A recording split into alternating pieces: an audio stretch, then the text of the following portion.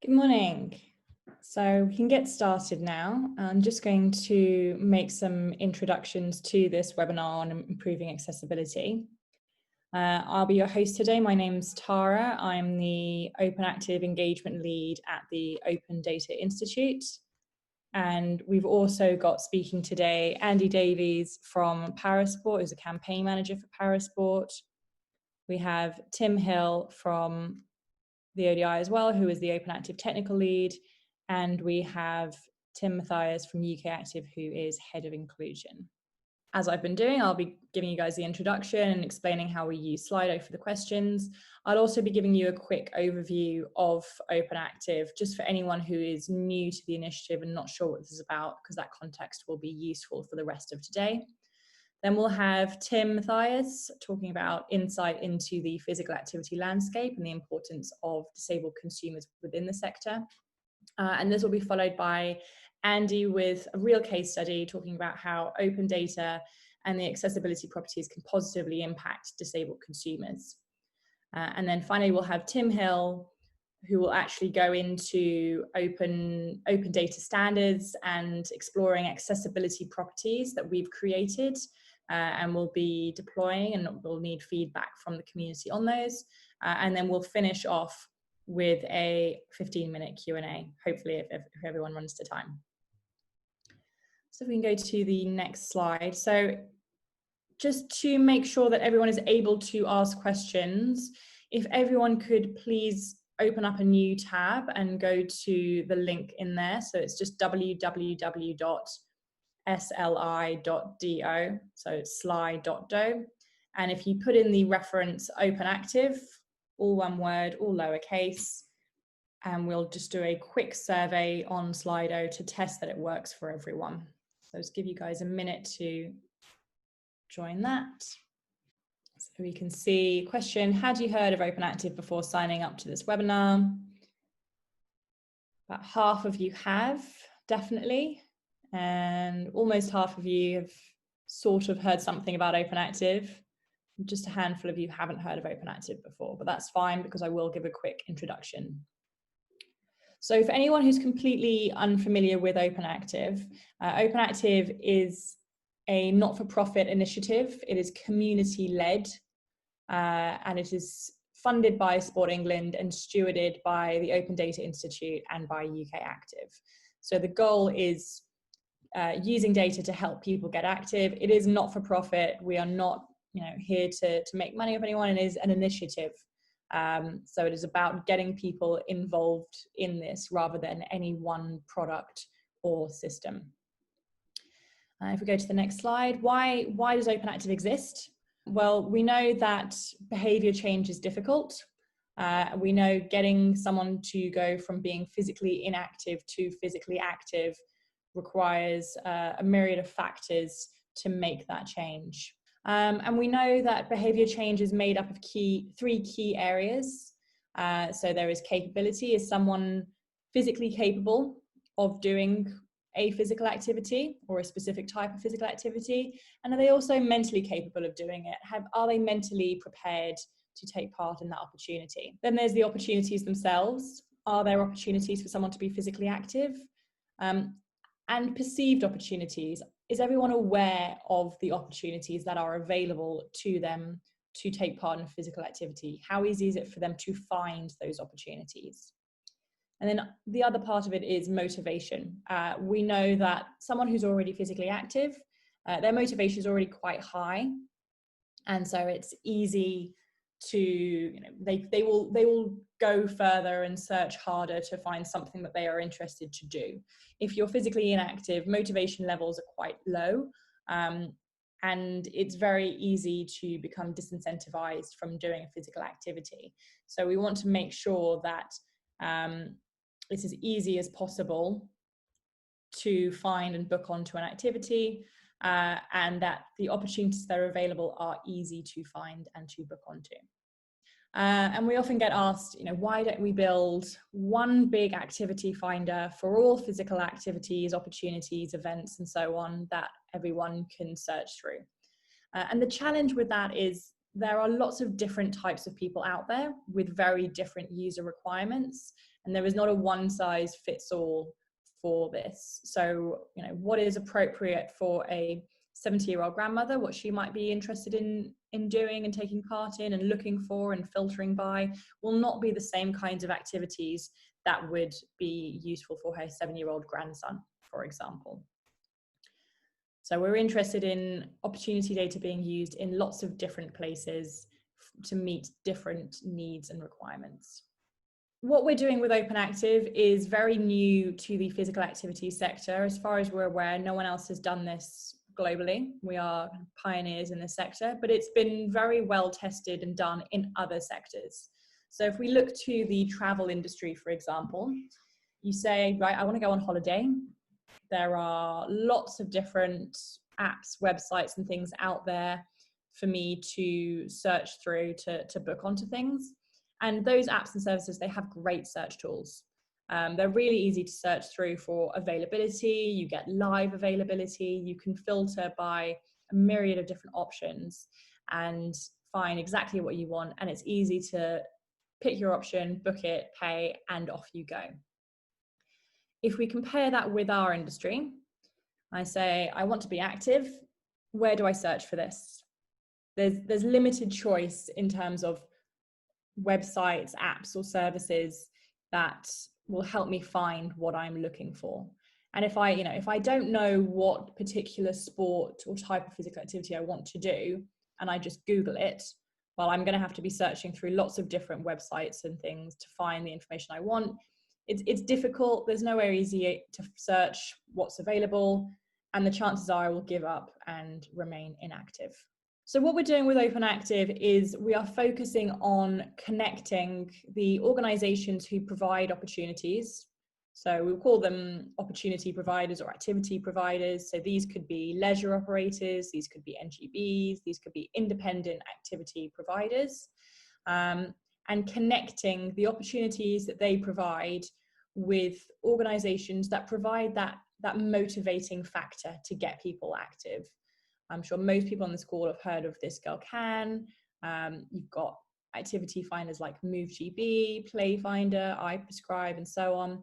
And they're all doing different things. They're all targeting different audiences to incentivize them and inspire them to get physically active.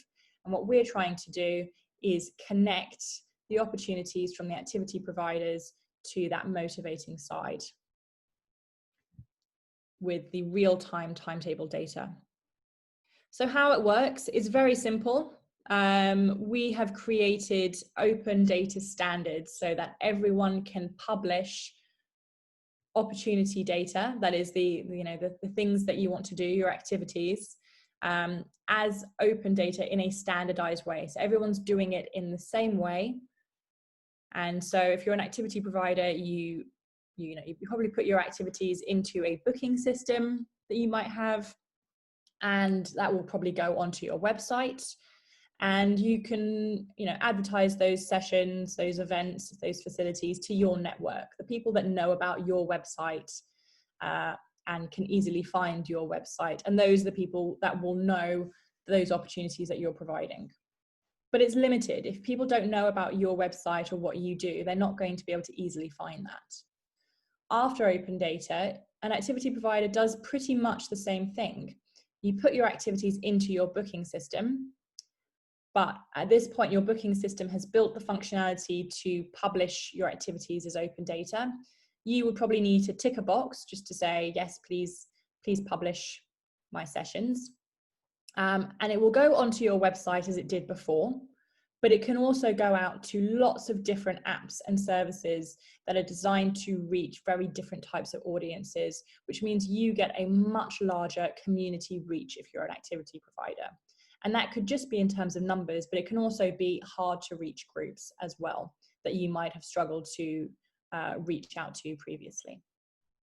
And there are lots of different benefits to open data and OpenActive standardized data for activity providers. We've talked obviously about the reach of your activities. You get access to innovative solutions. Those different motivating bodies will do innovative and exciting things that might be a challenge for your organization to do yourself.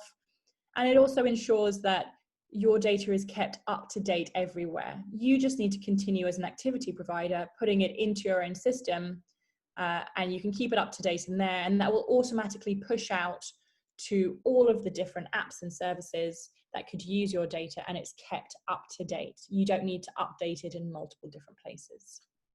There are also lots of benefits for data users and participants as well. Data users are the motivating arm that we talked about previously, the ones who will consume those opportunities from lots of different activity providers to create a new service for participants. So it gives, both of them easy access to information, relevant information. Participants are able to filter what's right for them. They can go on websites that are designed specifically for their user needs, and you can have personalized experiences as well. And again, if we compare to other sectors where this has been tried and tested, we look at the takeaway market, for example, and you can see the growth in the takeaway market.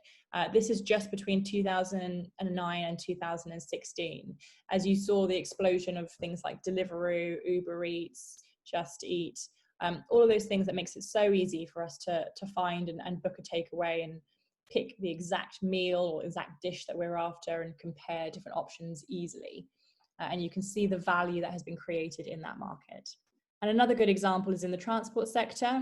So Transport for London opened their opportunity data a couple of years ago. And anyone who's travelled in London has used apps like Citymapper will know how much easier it is now to find and plot routes and know exactly how long it's going to take you and what delays and cancellations you might have to face. And for Transport for London, that's created for them £130 million of benefits and savings a year in London because of the efficiencies that has created.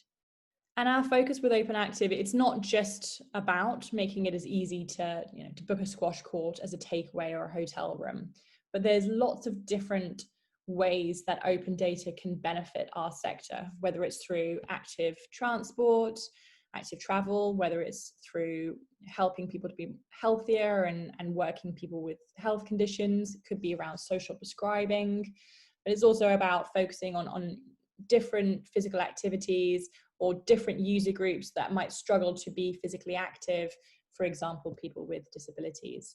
And there are many other options out there that we may not have even considered or thought of yet. So just to be clear, when we're talking about opening data and opportunity data, these are the things that we are talking about. We're talking about events, sessions, facilities, basically schedules, the things that will already be published on your website in all likelihood if you're an activity provider. And that will include data properties like time, price, location, and so on. And I know Tim Hill will talk about some of those in a bit more detail in his presentation for what's important when we're talking about accessibility. And another question we get asked, well, does that mean when you open the data that OpenActive or the ODI holds all of that data? We don't. What it means is it's open data, so it would sit on an activity provider's website themselves. This is just an example directory that we have on our website so that it's easy for those motivating bodies, those data users, to find all of the open data feeds. But we don't own that data. Each activity provider and their systems, they own that data. That doesn't change. Some examples here of organizations that are already using open data, and we'll hear a bit more about Parasport from Andy later on in this webinar, and some other examples there. And if you want to find out everyone who's using open data according to OpenActive standards, you can have a look at that on our website. And just to cover a couple of misconceptions that often come up. Obviously, GDPR has been ingrained in everyone's minds over the past couple of years. We're not talking about personal data with OpenActive. It's opportunity data, it's class schedules, it's event slots, it's those kinds of things. It's not information that shouldn't be shared openly. This is information already visible to the public in all likelihood.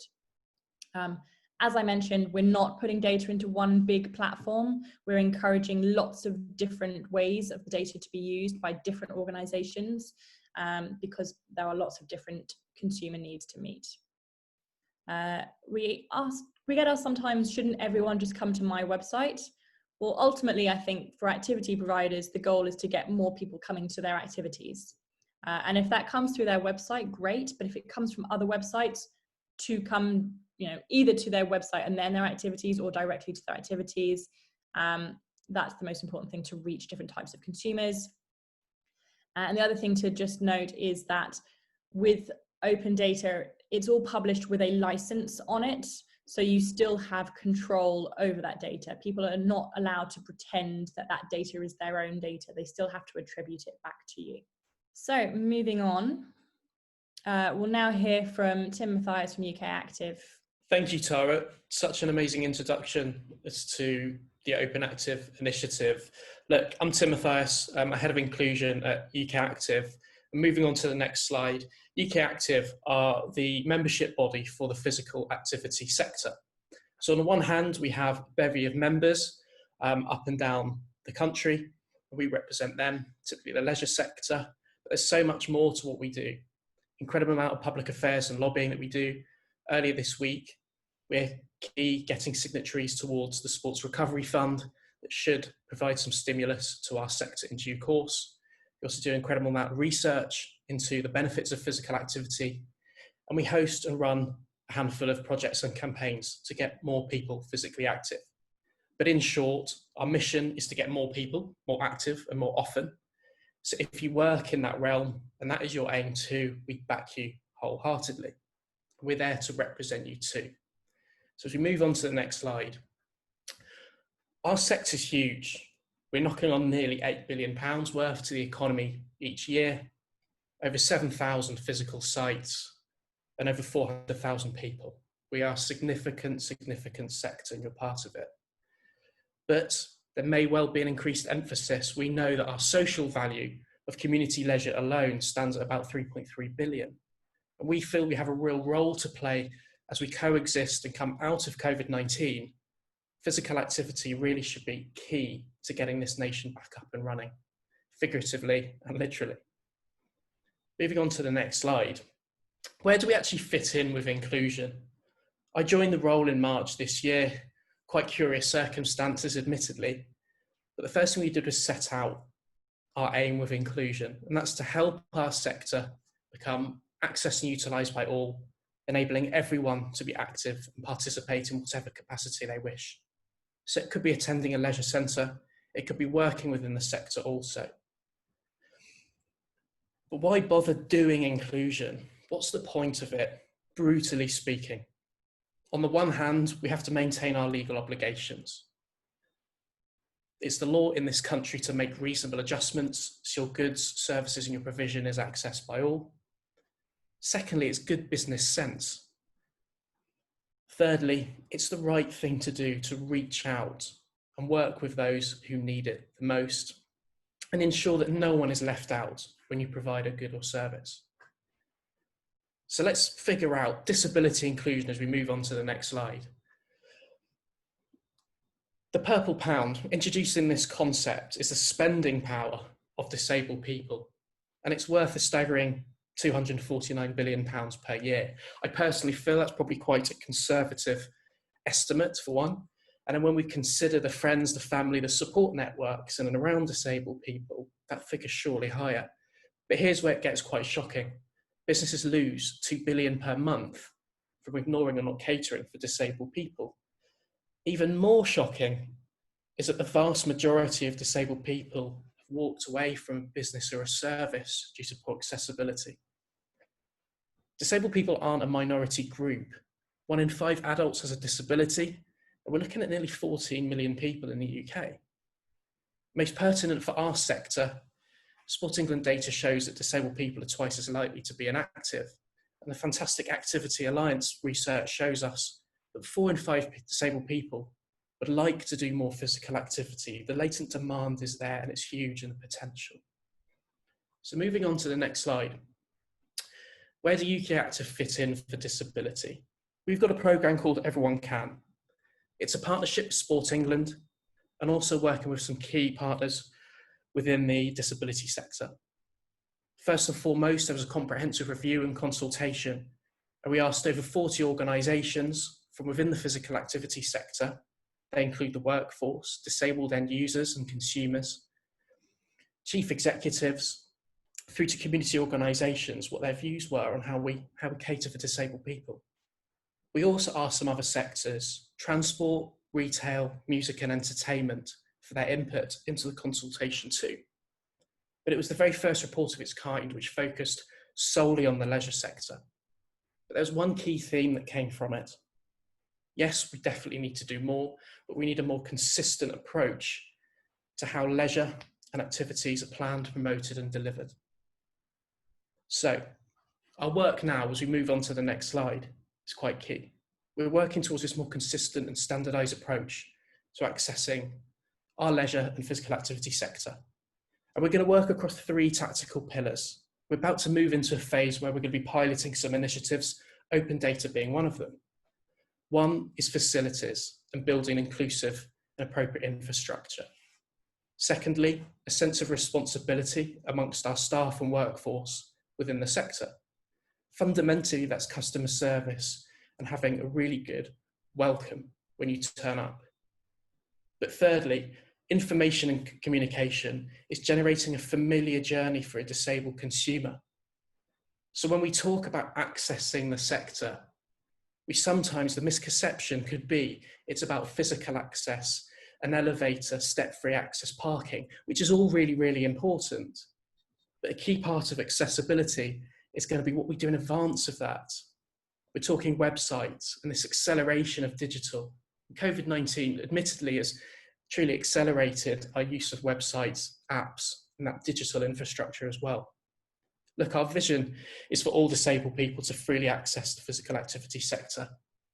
And open data is going to be a key part of that, to open up the opportunities, as Tara said, and reducing that initial barrier for a disabled person who's tempted, sceptical, but wants to be physically active.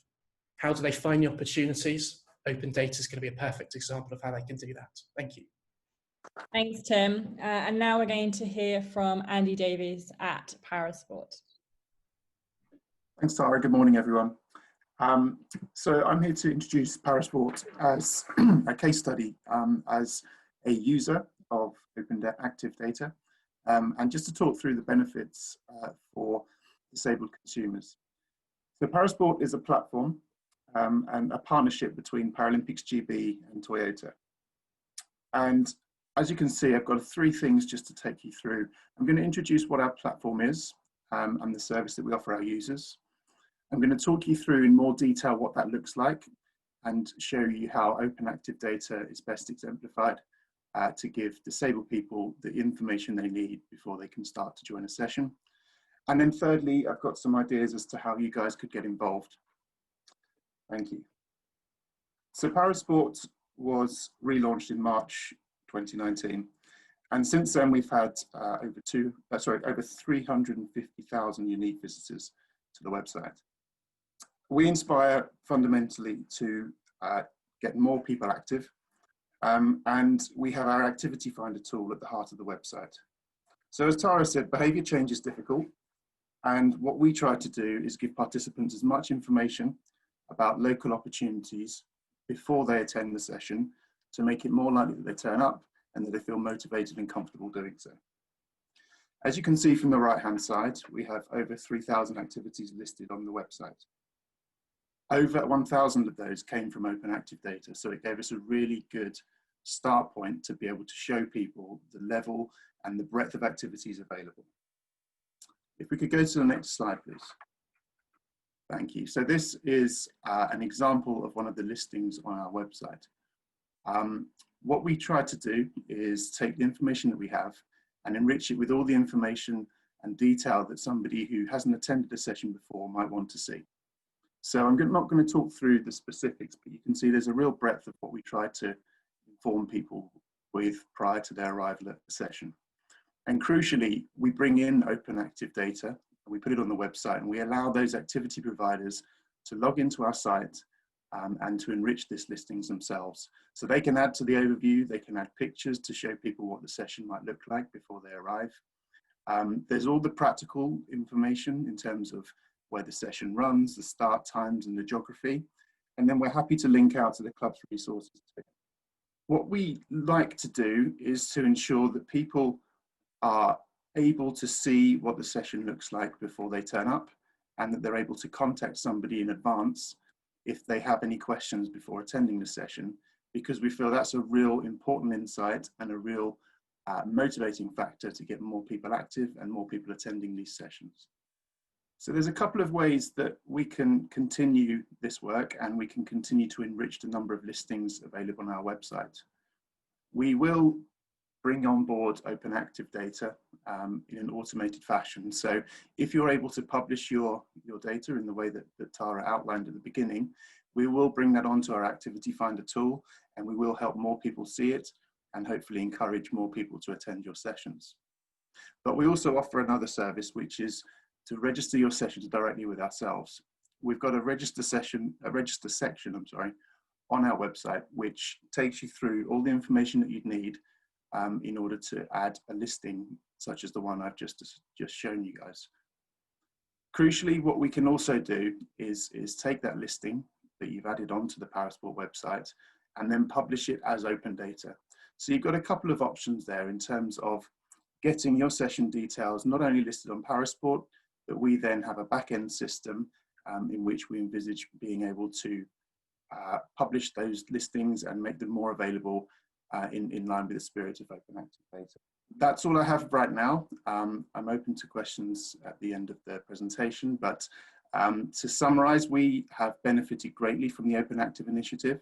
Had it not been for the OpenActive data and people publishing their sessions, we would have had fewer sessions on our website and less to show our audience. But there's a real opportunity to go even further. We found that within the OpenActive data set, only about 10% of the users who publish data are actually making clear whether their session is inclusive and fulfilling the accessibility requirements.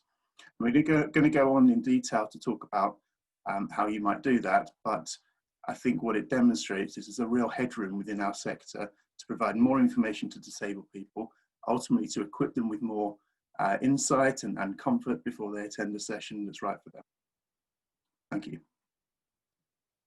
Thanks, Andy. That was really useful. Thank you to all of our speakers so far. So next up, we're going to hear from Tim Hill to talk about the standards in a bit more detail.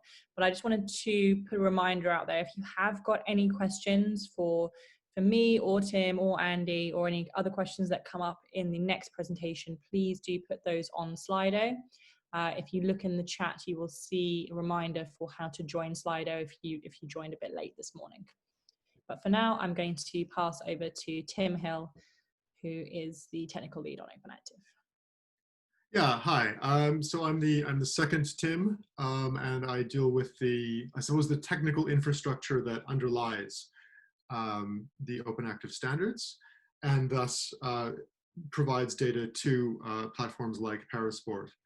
And as Andy indicated, there's really only about 10% of providers who are giving the kind of information that disabled people need to feel confident making their judgment that an activity is for them to participate, something that they're comfortable with, something that they want to get involved in.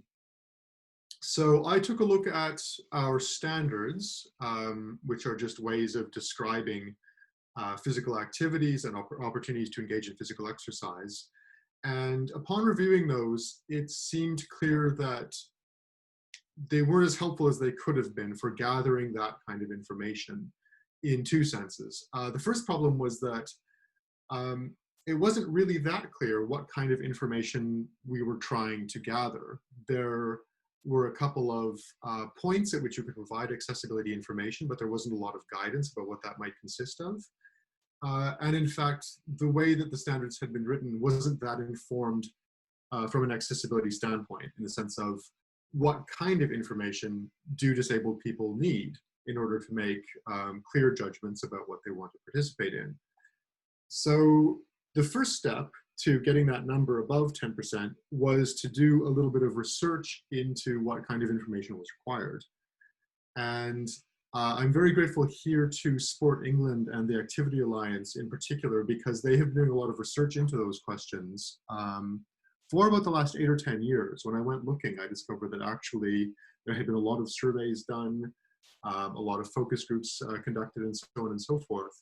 So that information was there. They had gone to the hard work of making sure voices were heard and getting a summary view of what was most valuable and most needed to be communicated from activity providers to activity users with accessibility needs. Also, a shout out to Srin Madapali of Accomable and Airbnb, who's worked on the, I suppose, the crunchy end of not just trying to get more accessibility information out there, but of making sure that it's actually integrated in a usable and useful way into a global platform like Airbnb. So for a really pragmatic sense of the difficult work that had to be undertaken, he's been very invaluable to talk to. So everything that follows and that is in the standards really is based upon consultation with these groups. If we get the next slide, please. So the data model, which in a way is just a kind of formal way of saying the kind of information that we're trying to capture, at the top level is quite simple. First of all, there needs to be information about the kind of support level that's going to be offered in any kind of exercise opportunity. Is this a class that is specifically for people with accessibility needs? Is it a class which is open to the public and makes no particular provision for accessibility needs? Is there an integration so that there is some support for people with accessibility requirements, and so on and so forth? So that's a key piece of information that we hadn't been capturing before. Information about transport emerged as very important.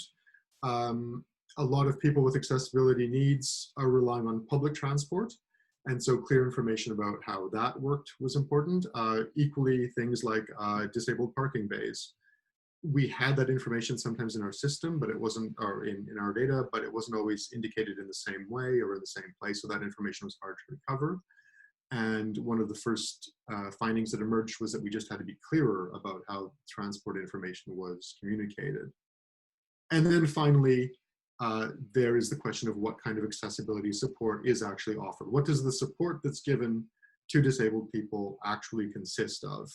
And this is a little bit of a finer grained question than the other 2 points. So we could go to the next slide. There were 8 points that were most valuable for describing accessibility support in a fine-grained way.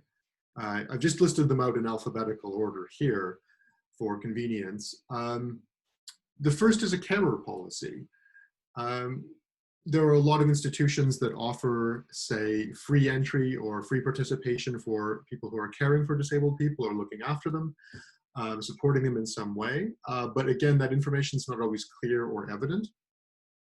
And it's a very important thing to know before you show up at, say, a leisure center, knowing what kind of accommodation, what kind of price you can be expected to pay, and so on and so forth.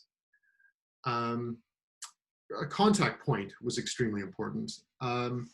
It's all very well having lots and lots of disability information on a website, but you can't really on a website write down all the possible permutations and combinations of the kind of support that's offered and for the particular disabilities that people suffer from, so that if somebody's got a particular conjunction of needs, it's often easiest and best just to send an email or telephone somebody and be able to talk to somebody about the details of a class and the details of what kind of support is required.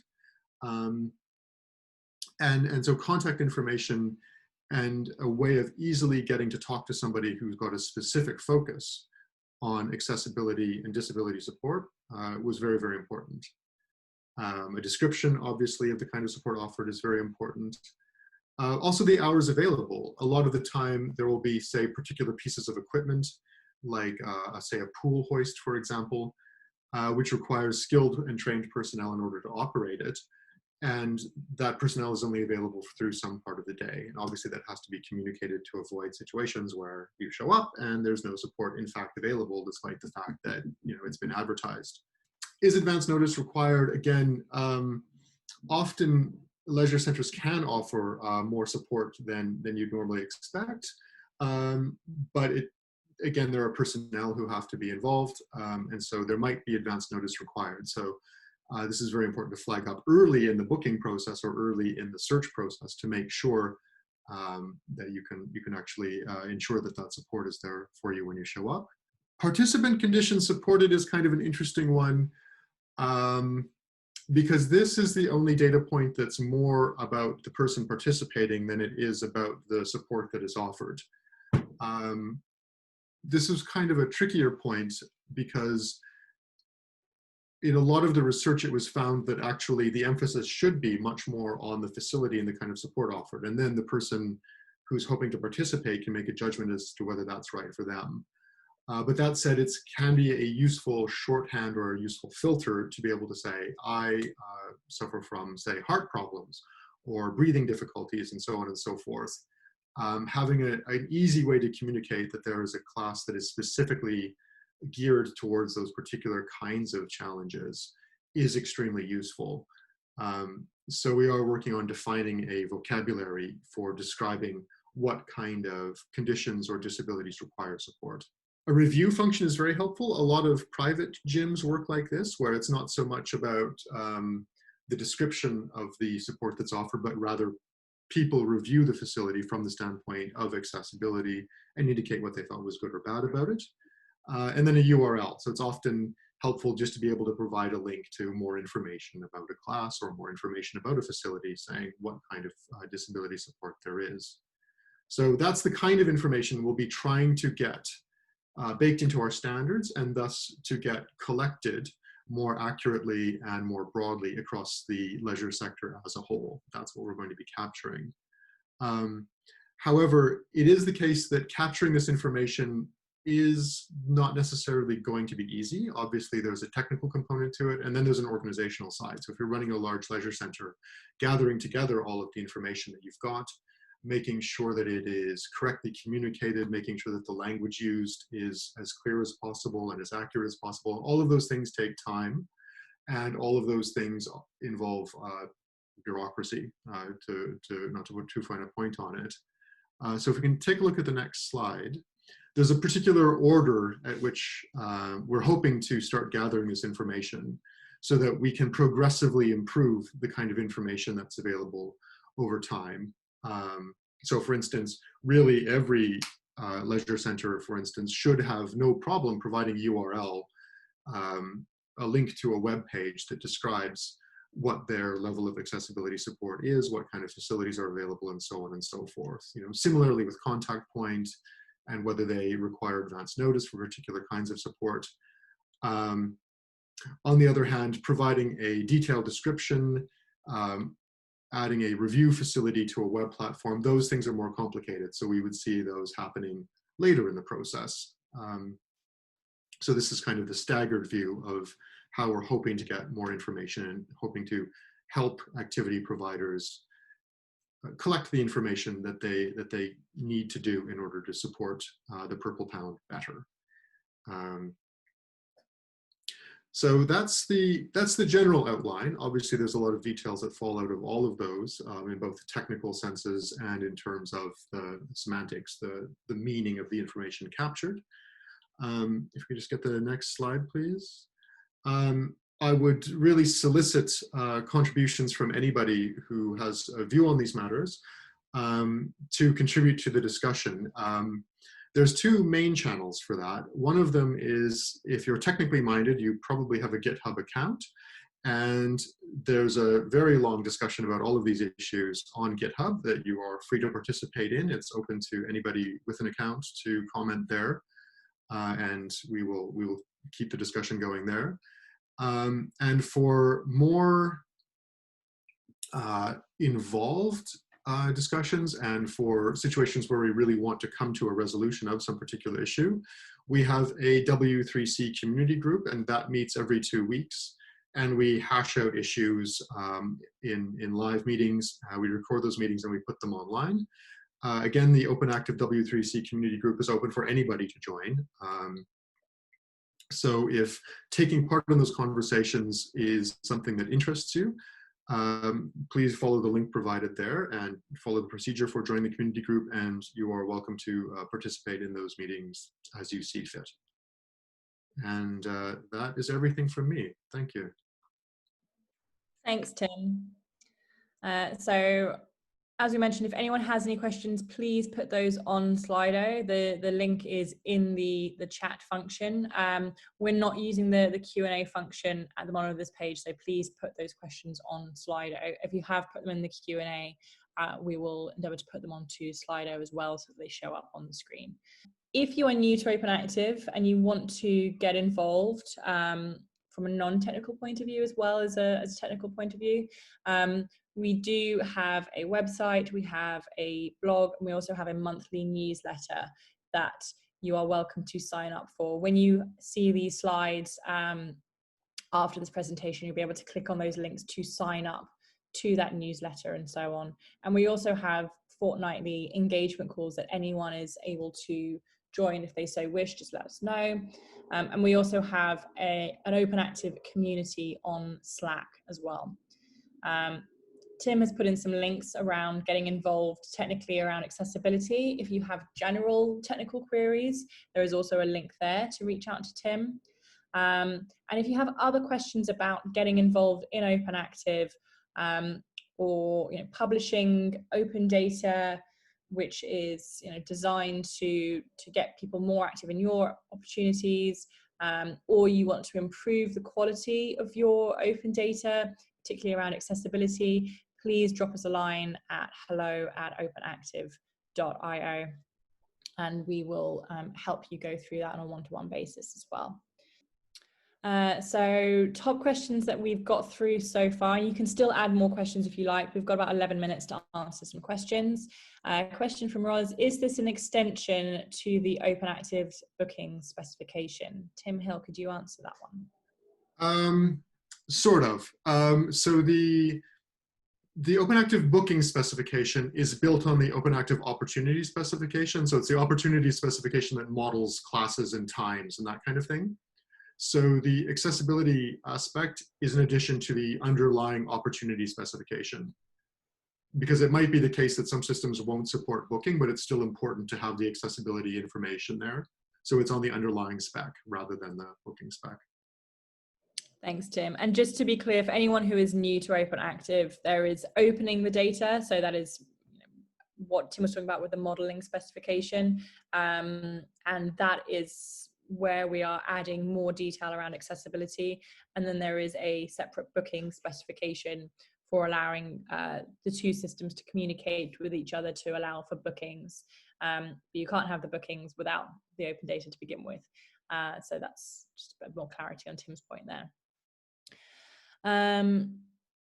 So next question, apologies if this has been addressed. Can I clarify, to view the schedule of activities available across the sector, what website does the individual visit?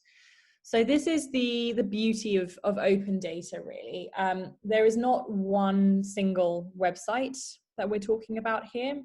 We're talking about open data, so it can be used in lots of different places. So if I am someone with a physical disability and I want to find things tailored to me, I might go onto the Parasport website.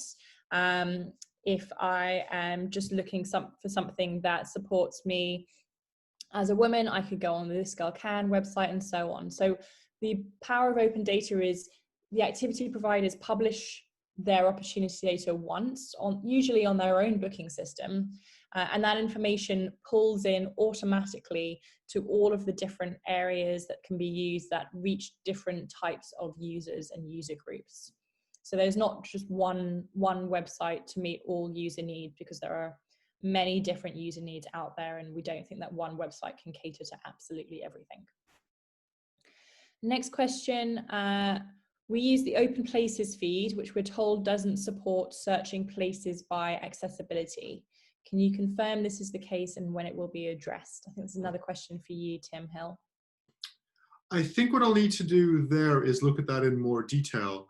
I mean, the general difficulty is there is provision for capturing accessibility detail in the specification already, but it's in a couple of different places and it's not always communicated the same way each time.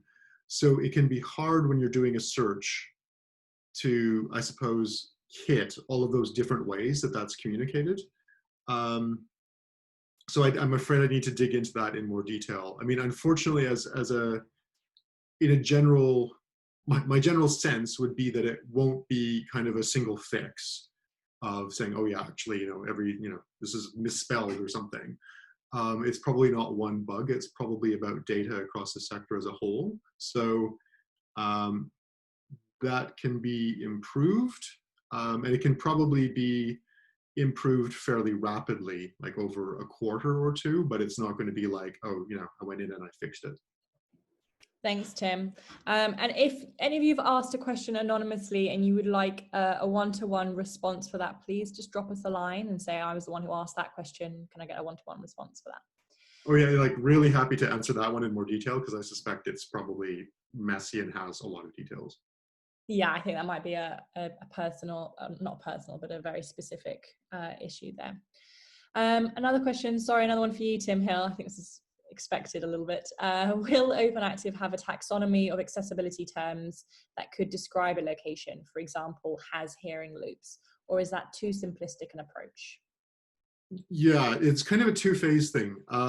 So we definitely do need that kind of taxonomy, actually, and that's kind of the problem I just alluded to in the last question, right? That there's just different ways of describing these things, and that complicates search and other functions. I think we're in phase one right now, though, which is gathering all of the different kinds of terms that are out there, and then regularizing them. Because it's sometimes the case that it's sometimes hard to tell when it's one thing or two things that's being described. So for instance, if you're addressing things like autism spectrum disorders, the language that's used to describe support can sometimes be very specific and sometimes it's very broad, and untangling that vocabulary is hard work. So I definitely want to aim at getting that taxonomy ready, but there's still a lot of exploration to be done there. And that's actually one area where I'd really appreciate broader feedback from really anybody who considers themselves to have an interest in this area, because there's a very broad range of practice out there, and we have to both simplify it but also do justice to it. Yeah, just Tim Matthias speaking here, just on that, is this may well be answering a question that's come in and around the pilot work that UK Active are about to undertake, is really honing down on exactly what that minimum standard is for disabled people. What are their expectations? One, a bare minimum, but what do they need and influences their physical activity? And a key part of that is facilities and the experience physically in person. That could be a hearing loop that's been referred to. It could be a level of training that you expect from customer service that you expect when you first turn up to a leisure site or provider. So the work that we'll be doing is continued discussion, continued consultation with disabled end users, community groups who work with disabled people to figure out what exactly is it that influences participation and makes our industry more accessible, which may well hone down the terms, accessibility terms related to the facilities and service that's provided. So that's the beauty of OpenActive, is that's that constant collaboration with the Open Data Institute, Tim Hill technically building this into the system as well. So that will be an ongoing process over the next few months, continued discussion and consultation with disabled people. I hope that helps somewhat in terms of how we on site and the pilot work will influence the continued updates and progress on this initiative. Yeah, and just to add to that again on, I think the reflection of that in the taxonomy is, it's not that we're aiming to have, or it's not that I would consider it feasible to aim at like a perfect taxonomy that is then done and we never touch it again. It'll be a taxonomy that evolves. It'll be continuous consultation, and also the simpler domains, we can deal with and create that taxonomy, and then the more complex or areas that we still have to explore and research, we'll get to find over time. So it's kind of a progressive improvement rather than a sort of, platonically perfect thing. that will emerge at some point in the future. Thanks to both the Tims there. We really made us an easy job for ourselves having two Tims speaking on this call. So thank you for that. I think hopefully that's clear for everyone. I know we've got another question here around the rough timescale for the instigation of the inclusive data standards. And I think you've touched on this already, Tim, that it's, it's an iterative process. It requires feedback. I think probably the answer is around depending on how quickly we get that feedback, right? Or are there any rough timescales that you can give for instigating these into the standards? So I would look at getting the current proposal that's on the table in our standards and formalized, actually by the end of November. So breaking that question apart a little bit, that's the top level data model, and then the data points associated with accessibility support, I would view as being formalized certainly by the end of this year. Things like controlled vocabularies, so the participant condition supported vocabulary, the taxonomy of terms for how we describe accessibility support, that will be an ongoing thing, which I think will probably evolve more at the beginning of 2021. But in terms of giving standards that are specifically precise, that somebody could have a web front end and a web form that could capture the kind of information we're looking for, yeah, end of 2020 there. Great, thanks, Tim. We've got a couple of questions left, but I'm conscious of time. So if there are any other questions that come through, we can include that as an FAQ at the end of the presentation as well. Just to finish us off, I think, so in terms of seeing an overlap with the info disabled people might need and those being referred through social prescribing, I think absolutely there will definitely be some crossover there. And we are looking at social prescribing separately, but they are connected conversations for sure. And then finally from Ros, does the average leisure centre staff member have the knowledge of accessibility to be able to populate this data? I'm wondering, Tim Mathias, if you've got any insight on that. Yeah, I mean, that's the aim of our focus at UK Active across the whole sector, is one, to increase broad knowledge of the workforce relating to inclusion broadly, disabled people or otherwise.